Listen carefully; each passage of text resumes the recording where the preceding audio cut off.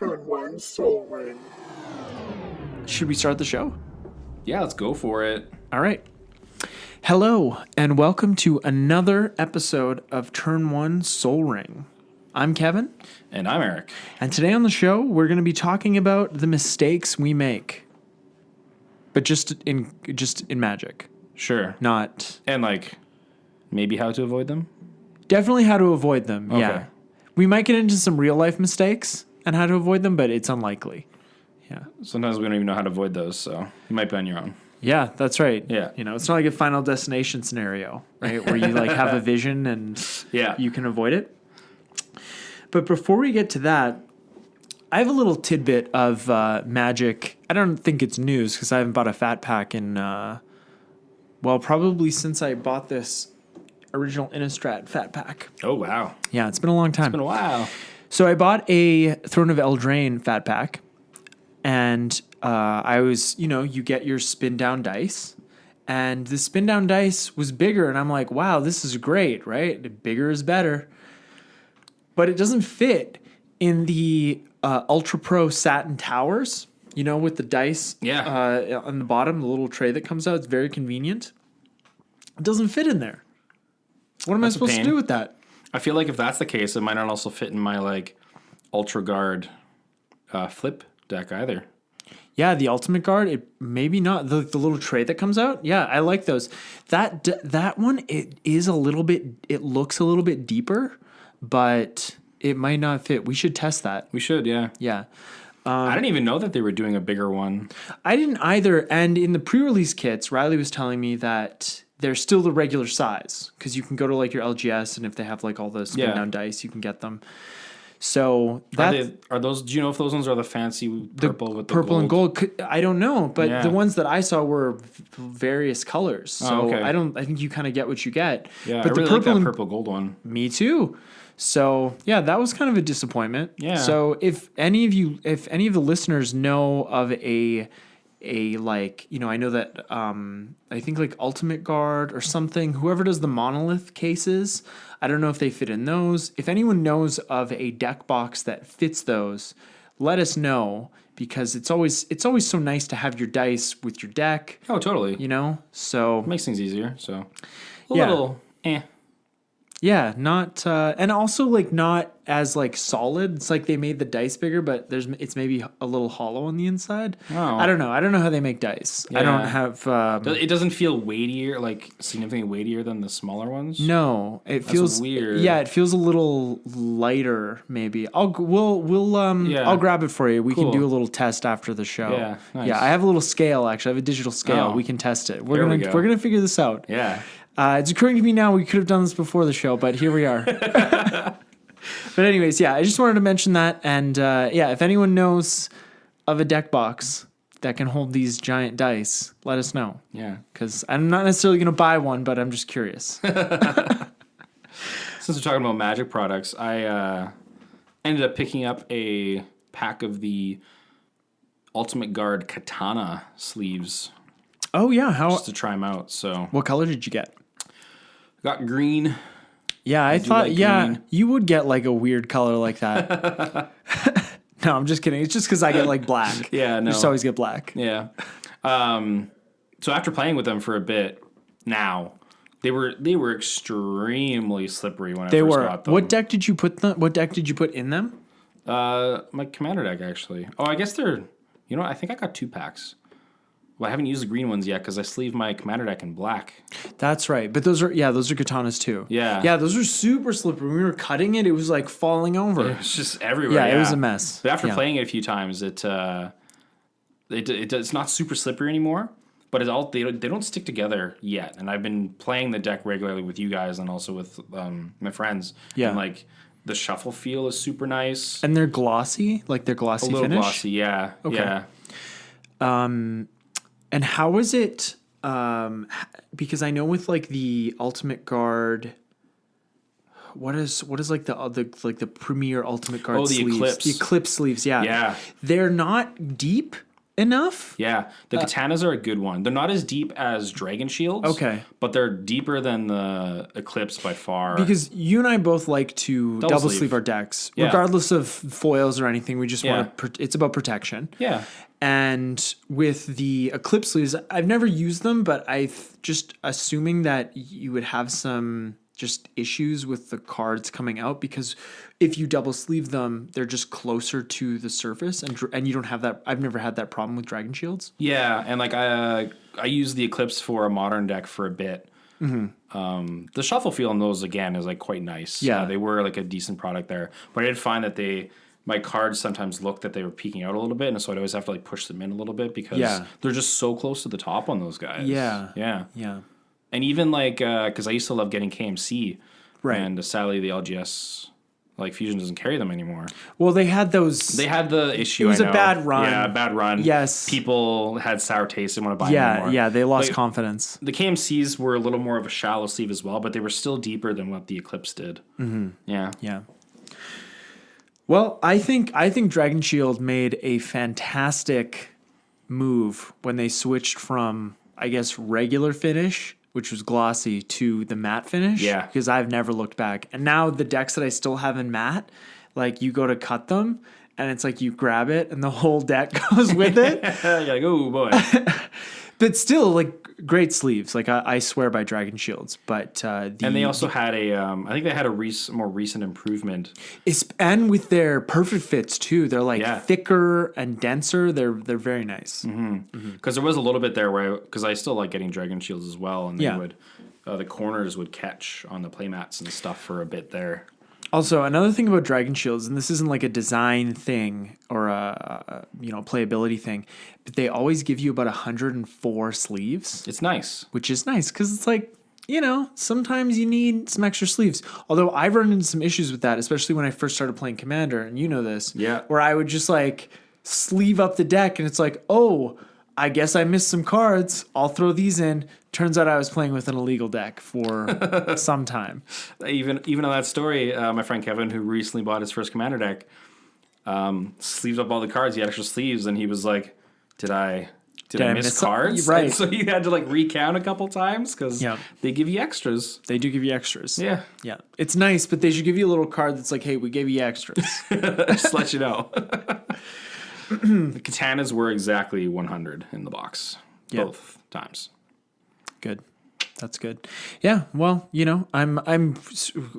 we're certainly glad that you like to try new products, because I'm a little, once I find something that I like, Stick with it. I just don't, I never change. Yeah.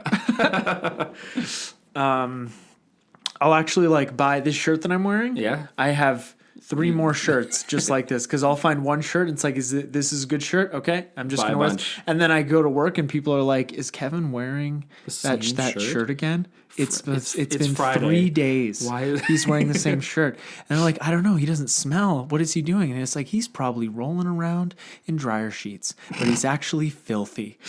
And it's like, I don't even talk to them. Yeah. They're just like, thinking that whatever. about you. Yeah, well, Yeah. whatever blows their hair back. As Sure. long as they're listening to the podcast, it doesn't That's all bother that me. matters. Yeah. All right. Well, let's get to the main topic of the show, which is the mistakes that we make and how to avoid them. Because we don't just want to talk about the mistakes. I mean, whether or not you know about the mistakes, we want to give you some solutions here. For sure. Yeah. We're trying to help out. Yeah, that's right. That's what we're doing here.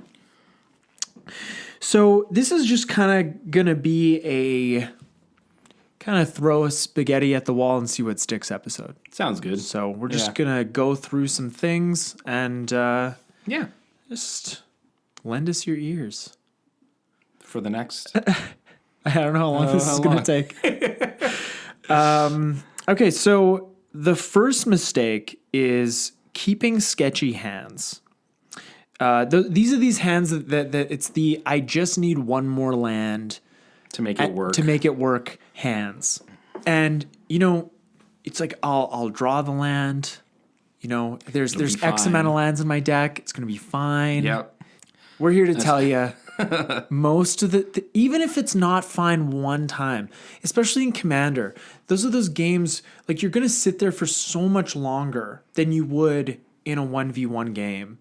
So just don't put yourself through that. Just mulligan, especially with the London mulligan now that we're playing with. You can afford to shuffle those hands away, especially if you're playing casually. Your buddies aren't going to care if you draw 7 more cards because like we want to have a good game. You want to have a good game at least, so it sucks when your buddy is sitting there across the table and they're just not doing anything. Oh yeah, because it makes the whole game itself just overall less fun. Yeah, and this gets more and more dangerous too when you're running like a 3-color deck. You're like, I just need that one more land. I just need one plains. I just need one color. Island. Oh, I've kept hands in monocolored decks where it's like I had a Soul Ring and a Felwar Stone, and all I've had is colorless lands, and I didn't draw a colored land. Yeah, and I lost that game. Yeah. So yeah, feels bad. Yeah, just be more conservative about the hands you keep. Like look for either card draw or mana ramp or both in your opening hand, and the appropriate number of lands to play those cards, and you're just going to have a much smoother game. For sure. You know, you just want to have playables. Yeah. Right? Yeah. Sometimes even with Commander, because of the format, like I've been burned a lot less on keeping a mana heavy hand than keeping a mana light land, I feel. Just because like a lot of times in Commander, you're playing bigger mana stuff anyways. And the thing about Commander is, to that point, you're keeping. If you keep a hand like that and you're not doing a lot in the first few turns, you're probably going to be left alone. Yeah, unless like you don't have permanence. You're not doing anything unless they're like rolling a dice to determine who to attack, and then but we're going to get to that. Yeah. So. But if you're at least making those land drops, you're going to be able to play your spells later still. Mm-hmm. So it'll just feel a lot better. Yeah, exactly. No, it's much better to have the mana and not have the cards than to have the cards and not have the mana. But if you have a 7 mana land or 7 mana hand, I wouldn't keep that one. No, don't keep that. And take Temple of False God out of your deck. Please. Just it's still in my precon. Why is that card on Card Kingdom's buy list? Is it? It is. Oh wow. And I want the listeners to tell me why. Sure. Yeah. I haven't taken it out of my league deck yet. Oh, Eric. Okay, so this next mistake Eric makes, I think every time. Not that deck that we just deck tech though. Yeah, look at that. You did. That was good. Good boy.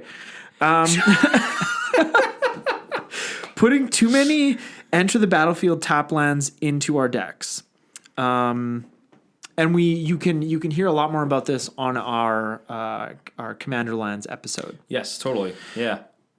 And this is a bit of a hot topic between Eric and I. You like to run. You like the what are those called? The bounce lands, the guild bounce lands. I do like those bounce lands. Yeah. I don't. Yeah. I don't really like even the lands that like check. If I can avoid running those lands, like I will, like the Hinterland Harbors or the Sulphur Falls, exactly, or the fast mana lands. I don't think those are good in Commander. I really don't think the fast lands are made for Commander. Well, unless it's competitive, sure. And even then, I don't think they're that good. But like as a competitive budget version of like original dual lands, I think you can run those. But I don't think they're good in like the Razorverge Thicket, like the Scars of Mirrodin allied lands, and then the Kaladesh enemy versions. Like I don't think those lands are good in Commander because it's just turn one. Well, not turn 1 and turn 2, but land 1, land 2, and then they don't come into play tapped if they're the third land, right? I think that's how that works. No, I think if they're the third land, they still do. It has to be the second land. You have to be. If you control 2 or fewer other lands. Yeah, that's what the text it'll come into play untapped. Yeah, so like you can run like there were a couple of lands in the deck that we deck tech last week, like Bajuka Bog. Like that is one that is a removal spell, so I think that makes up for its entering tapped. Exactly. Yeah. But I'd say overall, I would try to limit the number of lands that enter the battlefield tapped. Mm-hmm. But also, going back to the last point, if you're running the bounce lands, don't keep those. If you have that and a basic land in your opening hand, Don't keep that hand. don't keep that hand. That's a bad keep that hand. hand. That's not a 2-land hand. No, it's That's not. like a turn 4 3-mana hand. Yeah. Don't do that. So the reason I like the bounce lands is because if you have a certain kind of deck, it's one card in your deck that taps for 2 mana. Right. And that's why it can be very good. And then, say for our Commander League, I do have what's the commander that came in mine? The flagship. Ral. Oh, the Planeswalker. Yeah, the Planeswalker. Yeah. Yeah, Ral. So because he Ral is in untaps. there, he untaps. So if I have one of those bounce lands, tap for 2, untap, tap for another 2. It's nice. Nice to get that bonus mana there. It's a 2-card combo, or the turn it comes into play if you got Ral. Yeah. There you go. There you go. But yeah, I will say even just for like too many ETB or enter tapped, a lot of the other cards that are in like the precons this year, there's freaking guild gates in there, man. Like I had 9 lands in my deck that entered tapped. yeah, like there's no reason for that, like at all. Don't do that. No. Certainly not if you're in green. Oh yeah, like especially if you're in green, like you can just do mana fix ramp, with like, lands. Yeah. I just don't think it's a good spot for those. So No, yeah. not at all. Another land-related mistake is having too few lands in our decks. Yep. You can definitely get away with having fewer lands than you used to be able to, especially with the London Mulligan. I think if you were probably running like 36, 37 lands in your deck before, you could probably get away with 35, 34, depending on the overall CMC, of Obviously course. as well. Yeah. But I think that does give you a little more latitude because of the way that Mulligan works. Yeah. I definitely made this mistake a lot when I first started playing Commander. Me too. Oh, yeah. You're like, like 30 lands is fine. That's about a third of the deck, right? There's... No, it's not fine. No, it's not. There's a lot of times where you're just like, I wish I had lands to play my spells. Just missing land drops. Oh, yeah, left and right. It's like, I hope I draw a land. It's like you're in top deck mode, but you have a full hand of cards. Yeah. Oof. The other way to see it as well is that if you have like 30 cards, 30 lands in your deck, like, sweet, I got 4 of them out. There's only 26 left now, right? Yes. Yeah. Yeah, that does not feel good. So, Talking about lands still here. yeah. Yeah. Another thing to mention would be watching your land drops. So playing a land right away is a thing that people do a lot of times so that you don't forget about your land drop. Mm-hmm. But then when you're playing your spells, you end up not having the right mana that you could have actually had because there's a land in your hand that you could have actually played to be able to play the spells you want to play that turn. Right. Yeah. So it's always good to like obviously plan out your turns and stuff like that. Don't just like go slamming. Like, I got my land drop. Now what do I do?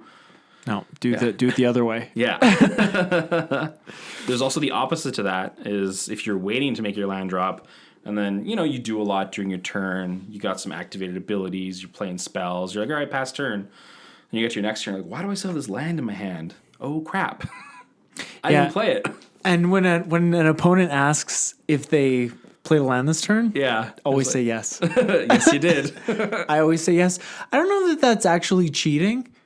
I mean, it could be like if you don't know, you don't know. You're just saying know. yes. Yeah. I guess you're lying because the truth would be I don't know. Correct. And then if you do know that they didn't and you say yes, you are for sure you're just... you're still lying. Yeah. Yeah. But I don't know if it's any better or not. but yeah, that's my like scumbag advice. But the other part is that you should be paying attention. Yeah, that's You should know if you made your land drop. oh, that's cool. On like Google Maps, if you like click certain parts, Google Maps? Google Docs. It says when you did stuff. There's a pink cursor there Yeah. for where you are. That's cool. Yeah, I'm like moving my... Yeah, stop doing that. Next mistake is Actually, just want to say another thing about the land drop thing. Okay. Is that the more I've been playing, I also like don't pay attention to my opponents playing a land because I'm like, you should just know that. And then when I go against someone like, did I play land this turn? I was like, I gotta watch. Ugh. just say yes. Just say yes. Yeah. You're fine. You're fine. You don't have to worry about it. Yeah. Yeah, you can be a scumbag like me. Yeah. So this next one is Not waiting until the last opportunity to cast an instant or activate an instant speed ability. I see a lot of this. Yeah, this happens all the time. And like sometimes it makes sense to cast an instant or activate an ability during one of your main phases, but I would say the most of the time you should wait.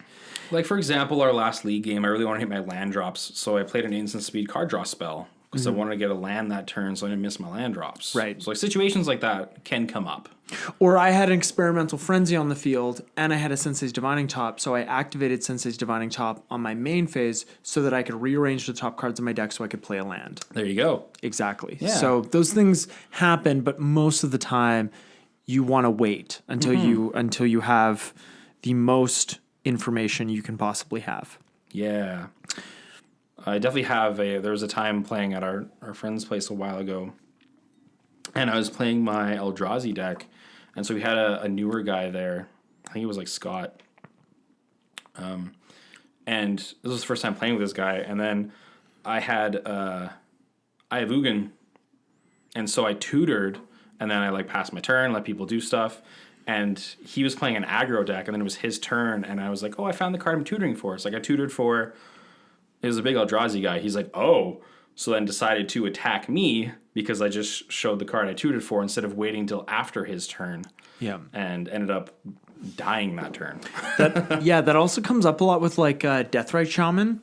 So if you have a fetch land, like you want to wait until the end step before your turn so that somebody doesn't get value. Like somebody who controls a Deathrite Shaman doesn't get value off of your fetch land until their next turn. Correct, yeah. Kind of thing. So you want to watch stuff like that too. Yeah, I had to learn that the hard way.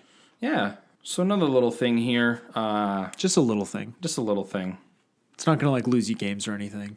I like counter spells. So when you're playing with counter spells, sometimes you like to leave mana out for them just in case you didn't have another big thing to play or something like that. Unless you have Force of Will. Unless you have Force of Will. Pact of Negation. Free. Yeah, it's free, boy. Don't feel like you have to use that mana to use the counter spell at some point till your next turn. Because a lot of the time people are like, oh, I got to use up all my mana so that I'm being really efficient with what I'm doing. Mm-hmm. But if somebody doesn't play something that's like really good to counter, you just shouldn't counter it. Don't feel like you just have to play a spell. Yeah, and I like to think about counter spells as a way to... Well, I like to think about it in that less is more. And I also like to, in terms of like deck building, because I like to think of counter spells as tools for protecting what I'm trying to do to win the game, as opposed to stopping another player from what they're trying to do. Mm-hmm.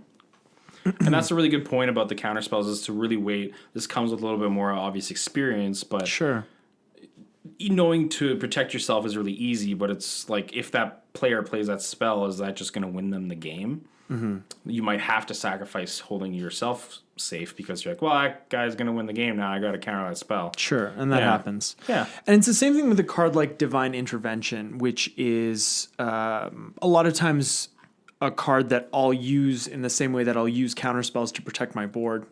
And Divine Intervention is 1 and a green for an instant. Permanents you control gain hexproof and indestructible until end of turn. Is that right? I think that's right. Divine Intervention. Oh, sorry. Divine Heroic Intervention. Oh, Heroic Intervention. Heroic Intervention. Yes. Totally. Yeah, Divine Intervention is a 6 and 2 white white enchantment. Yeah, the game ends in a draw. Put 2 counters on this card. Remove a counter during your upkeep. When you remove the last counter from Divine Intervention, the game is over and considered a draw. Yeah, that's right. I think it's from Legends. Yeah. Yeah. That's Anyways. Yeah, like I think it's the same thing with Heroic Intervention, where, you know, if I'm playing a green deck and I've got a few mana dorks on board and somebody board wipes, that might not be the best time to use Heroic Intervention. I might want to save that for when I really need to maintain my board state because I'm going to win next turn. You know what I mean? And I think that card is very much in the same vein as a counterspell. Totally. Because it's just green. Yeah, it's protecting your board. Exactly. Yeah. Yeah. Great card, by the way. Oh, fantastic. Yeah. That's why it's like it's going to be $20 pretty soon. So. Yeah, it just keeps going up. Yeah, it just keeps going up. Rare from Aether Revolt. Yeah. Next mistake is improper threat assessment. This one is probably more complicated, and we could probably do an entire episode about this. Totally. And I would say that it really takes experience and study to be proficient at. Yeah. But I'd say, firstly, learning what cards and combo pieces in what decks, around what commanders, is one way of improving your ability to assess threat on board. Because if someone's playing like a Machias deck, Right. you've never seen that before, and then they play Triskelion and they win the game. You're like, What? what? Yeah. What's that? And like when playing in a closed meta, like the way that we've done with our league, but even just with us, with our various decks, like we kind of know the decks that each person plays. Yeah, in a closed meta, or like local game store that you frequent, you'll be able to learn what decks people play, but the cards in those decks and which of those cards are kind of like must deal with cards is something that you're going to figure out as you go. It's just an overtime thing. Yeah. Yeah. Yeah. Mm-hmm. But yeah, playing more, you get more experience, more knowledge. Yeah. Figure it out. Yeah. And, it's like threat assessment. It's like, what is threatening to me right now at this moment, but what is threatening to the whole, like the whole game. Right? Exactly. It's like, am I going to die, or is this person going to win and the game is going to be over? Like those things are the same, but it's not like you don't want to be, I guess it's like you don't want to be eliminated from the game and the game to continue. Like it's almost better if the game just ends, because then you can play another game. Yeah. So like I would say sort of in those aspects outside of the game, you want to be playing in a game where the game is just going to end. Yeah. And speaking about the combo stuff, like for examples, if someone plays a birthing pod, like how well have they really built their deck? Is that That's really another threatening right now? Yeah. Right? But then if you see like a Praetor come down, you're like, I know that card is a threat. Yeah. Unless it's like Urbrask. That's not that bad. Urbrask, yeah. But most of the other ones are. Yeah, we talked about Praetors in all a previous all the episode. other ones are really, really bad. Yeah.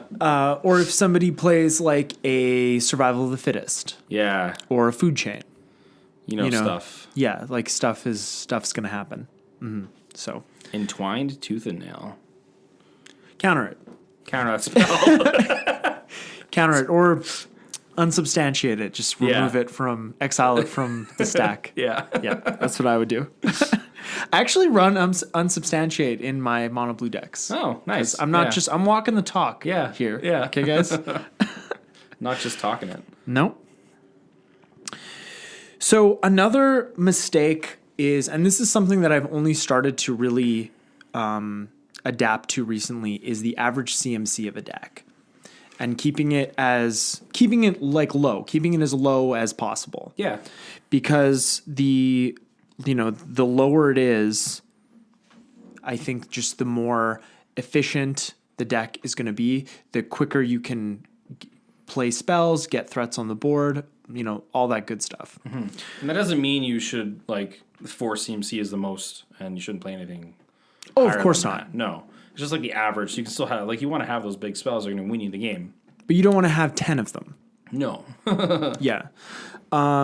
And, if you don't know how to figure out the average CMC of your deck, it's fine. I don't either. I don't. It's probably a lot of manual math. It's some math. Yeah. I'm sure we could figure out how. Figure it out. I certainly haven't taken the time, but an easy way is put your deck on Deckstats, and it'll tell you, I think, everything you need to know. I love that. Tons of stats. Yeah. As the name says. Yes. It's a great site. Put your decks on there.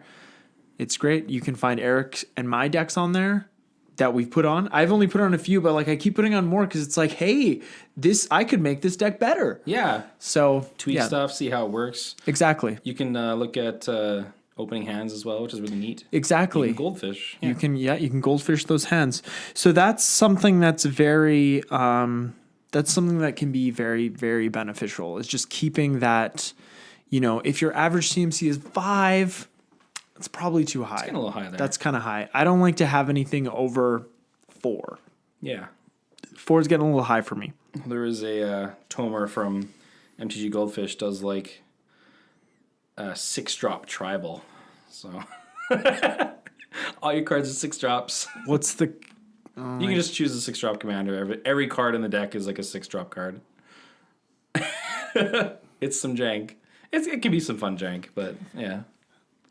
Oh, okay. All right. Yeah, well, no, whatever blows your hair back. I don't want to... That's fine. This one. Not shuffling your opponent's deck in a tournament or competitive setting. Always do it. Mm-hmm. Yeah. Yes. Because there are some people that are really quick with their hands, and they could even just pop cards on top that they know. You just never know. Yeah. Because if you end up tapping their deck once, like, all right, this person doesn't want to shuffle my deck. I'm going to, tweak it a little bit. It can happen.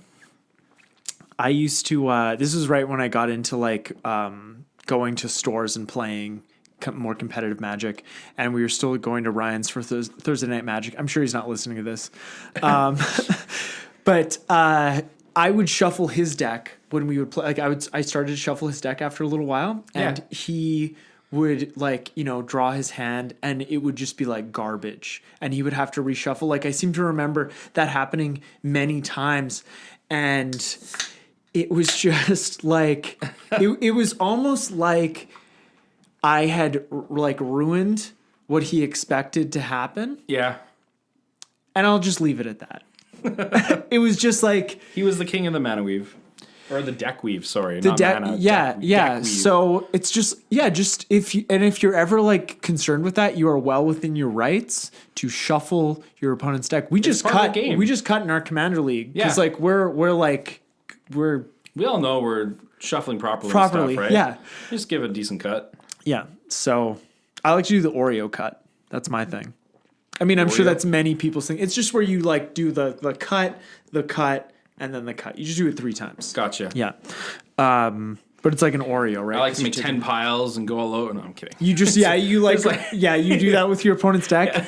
Because the rules just state that you have, like, well, I know the shuffling rules, but are there rules around cutting and that kind of thing? No. It's just like you can cut, you can shuffle. Just as like if you're taking too long. Right. So if you like pile shuffle your opponent's deck, you can't do that. Judge. Yeah. Yeah. You'll get a judge called on you, and yeah. All right. Okay, so this next one. I'm sure I've talked about this before, but rolling a dice to decide who to attack. This is specifically referencing Commander, or I guess Brawl or Oathbreaker. Yeah. Any of those formats. Any of those multiplayer formats.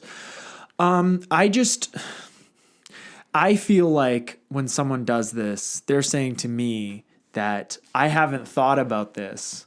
So, Kevin, I want you to attack me unmercilessly and ignore the other 2 players. Yep. And I'm like, okay, I will, I guess. But it's just like, I understand if... I guess the point in the game where... Like for example, let's take turn 3. I'm swinging with a 2/2 creature. Right, that you put on the board last turn. Yeah, and no one else has a creature. Mm-hmm.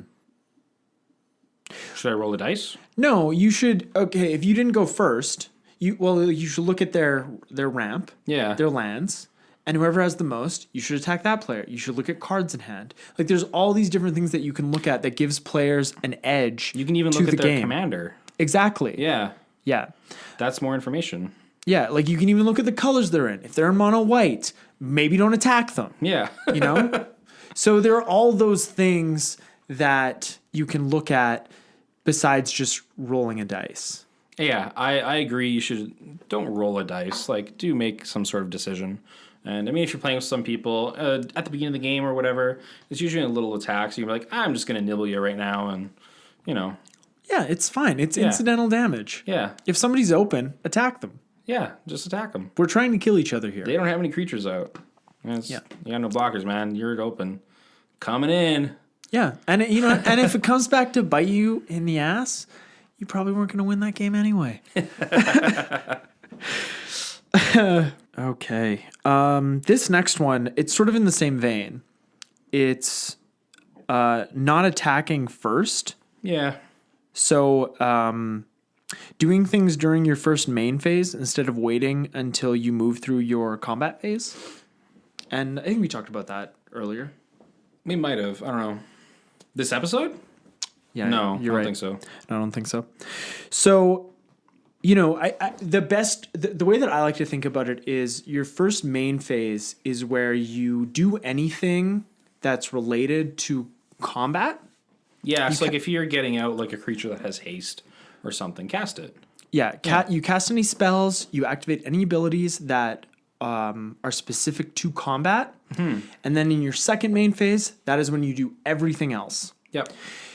There are situations where it is beneficial to do things during your first main phase. Like, let's say I'm going to cast Armageddon. Yeah. Do that during your first main phase because then no one can float mana. Because if anyone floats mana, you can just say, all right, I'm just going to move through combat and go to my second main phase and all your mana's gone. Exactly. But those are more corner cases. Or, obviously, like if you have Black Market, you have to use that mana on your first main phase. Like, Of course. Don't yeah. just let it just go to use waste. it. Yeah. Just use it for greed and draw all those cards. You're good Yeah. to go. But I definitely see people do that a lot because they're like, you get your turn and you want to play your cards out because you've been watching other people play. You have an idea of what you want to do in your turn. And so you're playing out your cards and then you just attack and then you're done. And Yes. it's like sometimes it can be quite beneficial to you to attack first and then play your spells. And I think that's how we all learned, Yes. how to play Magic, because in the little rule card you get in a fat pack, or sorry, a bundle. It's fattest. I can't say that. They don't really talk about the post-combat main phase. Like, they don't talk about a second main phase. Yeah. And like, there's that meme where it's that lady and she's smiling like,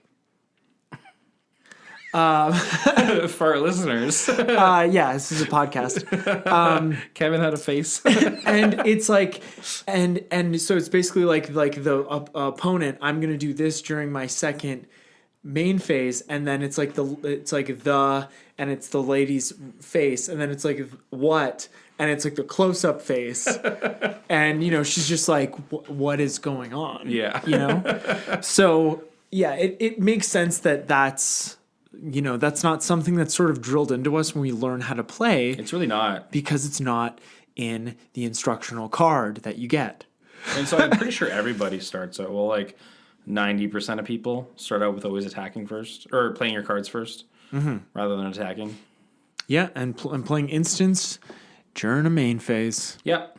Yep. Because definitely a big thing is also if you have, like if you're in the later points of the game and you play a bunch of creatures, people see what you have on the board now before you attack as well. It just gives them more information. So you're not, again, going back to activating instant sorceries, you're giving other people information before you should be. Yeah. Yeah. Yeah, so, we could just generally say doing things in the wrong order, Yeah. which still happens to both of us, Oh, yeah. Sometimes Sometimes you're like, oh crap, I should have activated that ability before playing this spell because then I would have gotten extra mana or something. And like, you notice it after the fact. Something that happens to me too is I'm sure we've all been in Commander games where you just got nothing going on turn after turn after turn. And then you finally draw a playable and you're just like, you're so giddy to play it. And you're like, that was the wrong time to do that. I just got so excited. I got to play a card. Yeah. So Shouldn't have done that. it just, it happens. Yeah. Again, also part of doing things in the wrong order can be tapping your mana in the wrong way. Lots of times I see people right away tapping their command tower or their other lands that tap for multiple colors. You should be tapping your basics first and paying for mana costs that way. Always leave open your lands that can tap for multiple colors because they're probably going to be able to be used for something. Right. Yeah. Yeah, and it's like we've talked about Chromatic Lantern in the past, where that is a very powerful card and allows you to just fix perfectly Everything. But it doesn't mean that you still shouldn't tap your lands in a strategic way, because in the turn between your turn and your next turn, that Chromatic Lantern could get blown up and could leave you in a position where you're not going to be able to cast instants or activate abilities. Exactly. So you should always be thinking about that stuff, even when you have that fancy lantern. ABC, always be closing.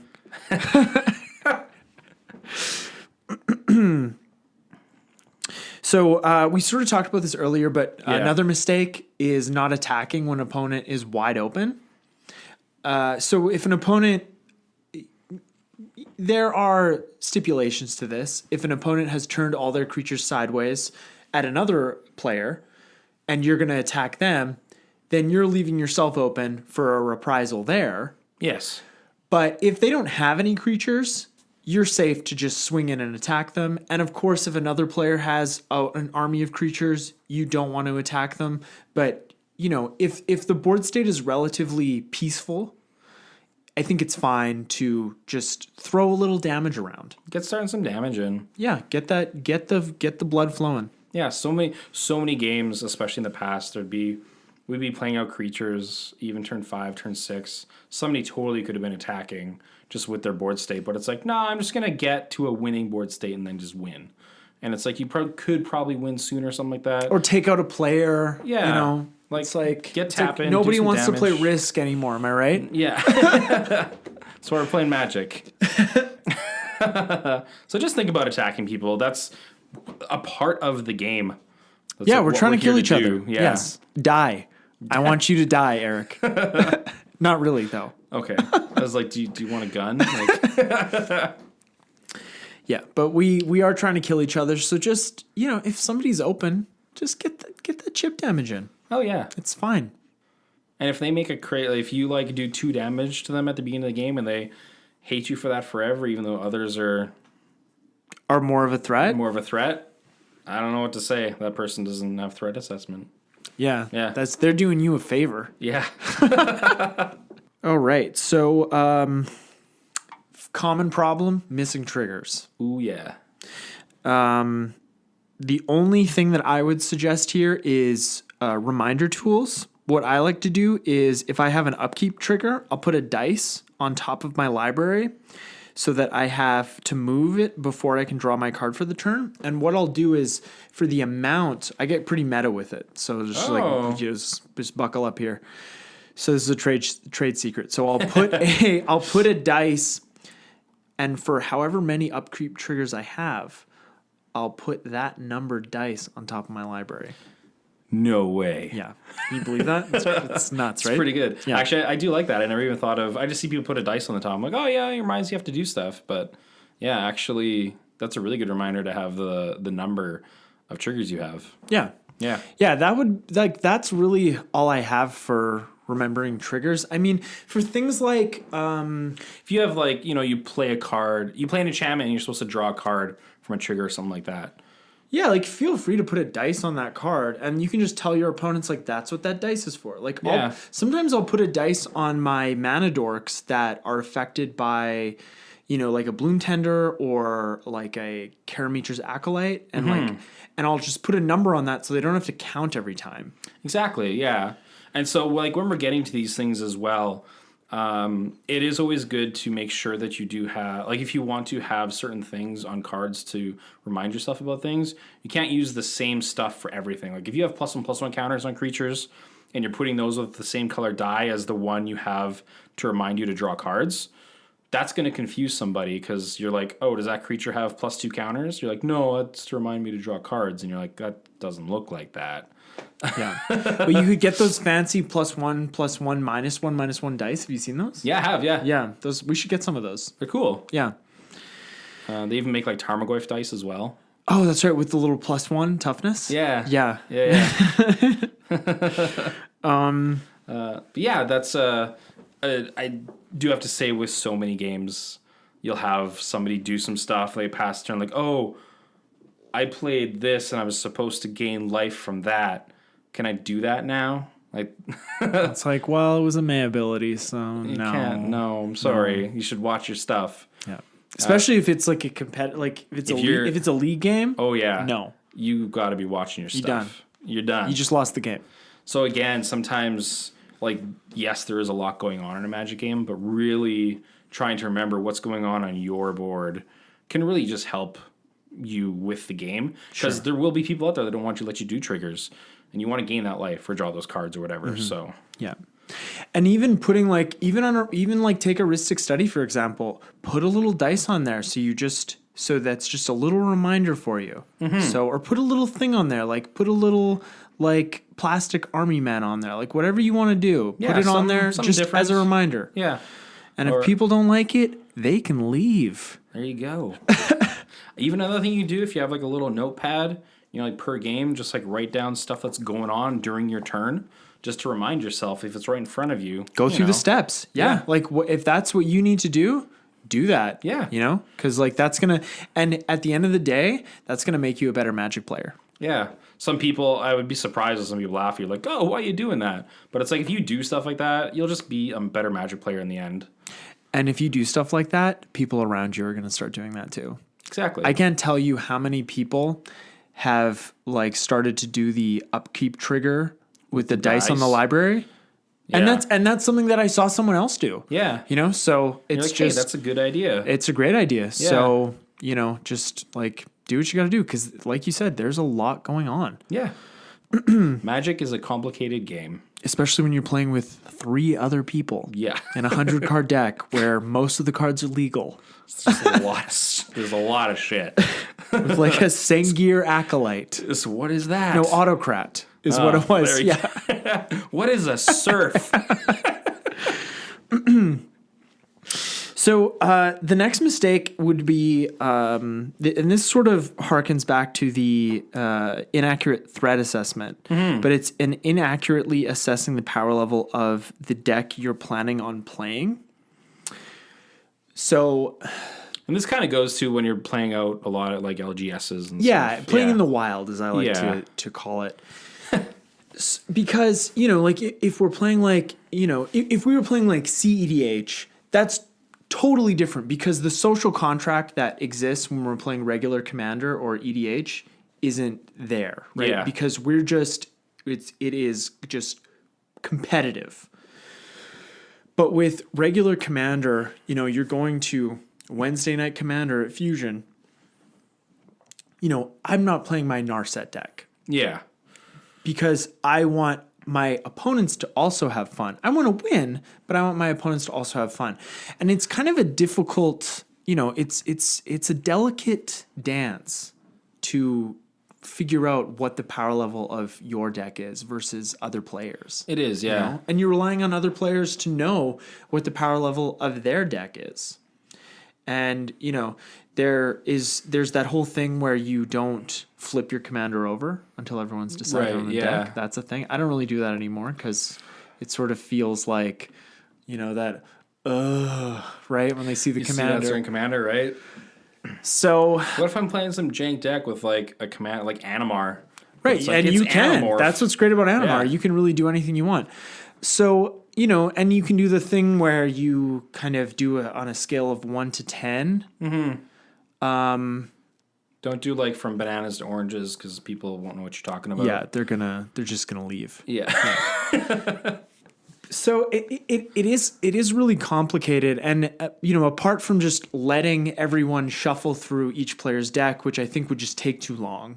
Yeah. And most people wouldn't be interested in. I certainly wouldn't be interested in that. Not at all. That takes away some of the surprise as well, because sometimes you have some like really weird combo or some like really unseen card. Exactly. Yeah. Yeah. So, I'm not exactly sure how to deal with this. This is the most complicated. I think it is the most complicated, and that's why we saved it for the end. Yeah. And I think this more than anything comes through experience because like we're not saying choose your deck based on the other commanders on the table. That's part of it, but I think it's like you can ask players if they're not even playing with combos because I don't think that's like innately more powerful than an aggro deck that can win quickly. Yeah. You know what I mean? So, it's real difficult. I think what I do is if you're going to a casual event that's not for prizes, play your casual decks. Yeah. Play the decks that don't have the mana crypts and the mana drains and the mana whatever. Yes. But if you're on the flip side, if you're going to those competitive events, take your most competitive deck, take that deck that can win on turn 1 with the God hand. And I think like that's the best we can do. Yeah, You know? pretty much. You know, if you sometimes don't know what you're getting into, maybe bring a couple decks. Yeah, Yeah. of course. And if you play one game and it's just your deck was just dominated, play a different deck. Like Yeah. no hard feelings. No, not right? at all. Like, You're like, all right, let's switch this up. I'll play something a lot less power level. Or then you go to a match and people have crazy decks. You're like, oh, this is what we're doing. Okay. I get it. Sure. Yeah. the other day when we were playing our league and then we finished and we were like, okay, like let's play, like you and Riley had both had separate engagements. Yeah. And you didn't have a lot of time. Yeah. So like, let's play some fast magic. And I'm like, okay. And I got Narset. I'm like, that's fast magic. And you guys are like, maybe not that fast. I was We like, wanted one more game. Yeah. Kevin's like, we're getting 3 more games. so, you know, Sidebar, was that Trevor's first time seeing that deck? I'm not sure. His reaction was pretty funny. Yeah, I don't know if it was his first time seeing. I don't think so. You know? I think Yeah. he's seen it before. But yeah, it's it is fast. Like, oh my God. Yeah, it is fast. And that's my most competitive deck. Like that's my competitive deck.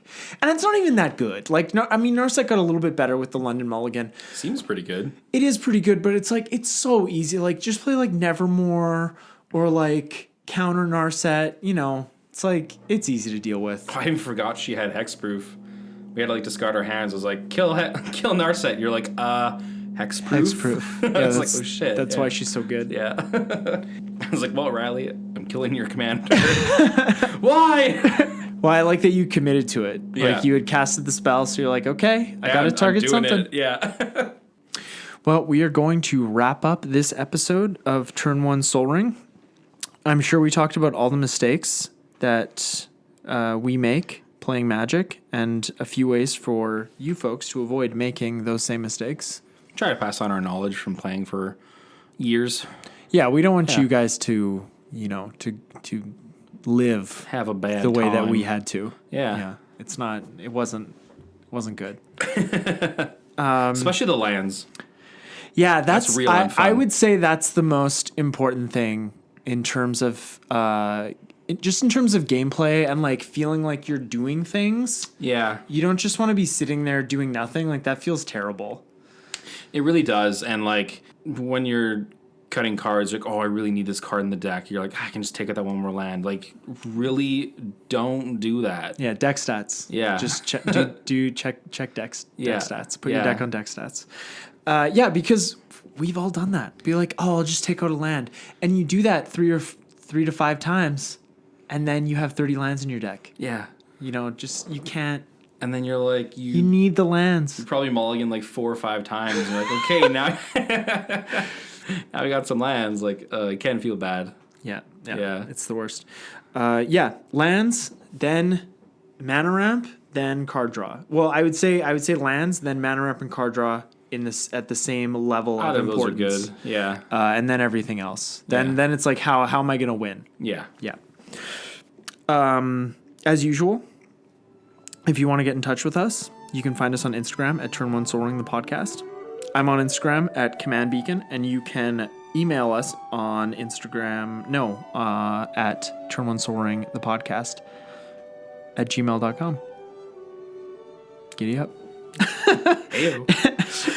We're currently doing our October Instagram giveaway of a Throne of Eldraine Collector's booster pack, and you can enter that giveaway by finding the post on the podcast Instagram page and following the instructions there. We'll announce the winner of that on November 1st, and I'll have everyone know that I chose that pack out of the box of collector's packs. So What was a fresh box? it was a fresh box. Ooh. Yeah, so, you know, Do you have the lucky touch or not? I think I've got the lucky touch. All right. Well, some lucky listener will find out. Yeah, or maybe I'll just keep the pack for myself and get a different pack. Oh. No, I'm not going to do that. do it now. I'm not going to do that, guys. Don't worry. No, I'm not the worst. And wherever you're listening to this, you can listen to it on iTunes, Google Play, SoundCloud, Stitcher, Spotify, and wherever you listen to podcasts. And wherever you do that, rate and review us. Always like to get those reviews. Let us know what you like, and if there's something that you don't like, we do like to hear that as well. Yeah, and even if you just want to email us and say hi, or message us on Instagram, just say just give us a nice hi. How you doing? Yeah, we like that too. Yeah. Yeah. If you don't like listening to our voices, go listen somewhere else. Yeah. Sorry. Yeah. Sorry. This is what we sound like. Yeah. But yeah, hopefully you guys enjoyed this episode, and we will talk to you very soon. Until next time. Bye now. Turn one soul ring.